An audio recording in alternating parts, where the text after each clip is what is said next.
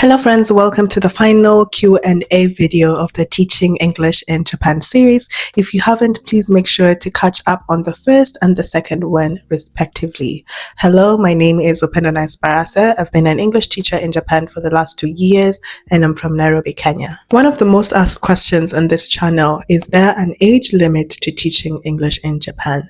This question or this answer is going to be very nuanced just because Japan hasn't set a specific age limit when it comes to teaching English here. However, some companies will reference 60 years as the maximum age. However, there's no set rule. I think I've seen ALTs who look older than 50 or even close to 60 or in their 60s. I've seen one, I think he's from Ghana.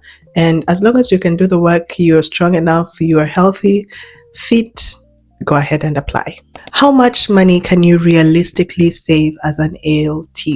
Now, I do have a video on how much I save every month. So if you want a detailed breakdown, please go and watch that video. However, to just give you a rough estimate, between 50 to 100,000 yen. What is the best time to apply for teaching jobs in Japan? The major hiring cycle here is usually around autumn, around August, September, October, because the academic year in Japan begins in April, which means new ALTs start coming into the country from around March. Now, many companies have applications open, throughout the year. Personally, I applied in February of 2023 and I moved here in March of 2024. I know people who applied in August and still moved in March. So I would say as long as you're ready and you meet all the requirements, go ahead, identify companies and send in your application. Let us talk contract length and renewal. This is also another most asked question. So for many dispatch companies, teaching English contracts are usually like a year long. So your initial contract would obviously be 1 year. However, it doesn't increase, but you will always get a renewal at the end of every year.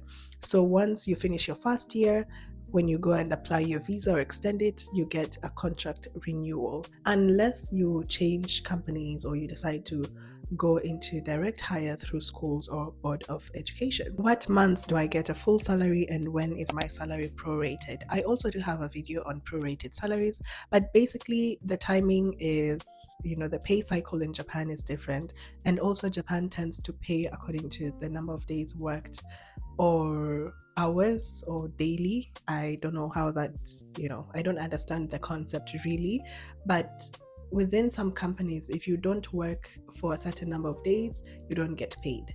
So we do have companies that pay all year round, and we do have companies that don't pay during break. So summer break, spring break, winter break. If you're not working, basically they don't pay you.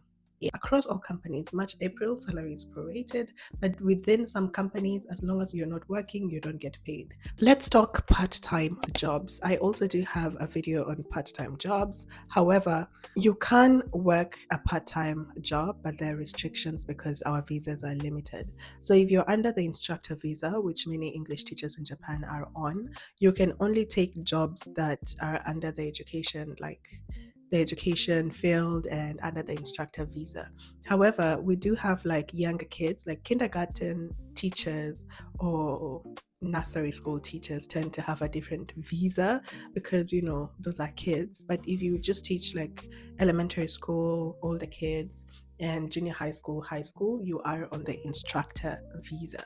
So as long as your job is within your visa restrictions, that's okay. The reality is it's not easy to find part-time jobs. I mean, you can find them, but there is a whole process behind it. You have to first find the job. After you find the part-time job, you have to request to get a letter from your full-time employer, and they have to review whether the job is in line with the visa regulations. If it doesn't affect your full-time job, they will give you a letter that you have to take to the immigration. You just can't get a part-time job without informing your company. Your company always has to give permission, and that document will be required at the immigration, because also the immigration needs to stamp your passport to show that you are allowed to have a part-time job. If you don't go through the immigration, then it is illegal. That concludes the Q&A on the Teaching English in Japan series. If there's a question that you need answers to, please leave it in the comment section. I will try to respond when I can, but be sure to watch the other two videos because majority of the most commonly asked questions are answered. See you again next time. Be sure to subscribe to the channel if you haven't. Bye!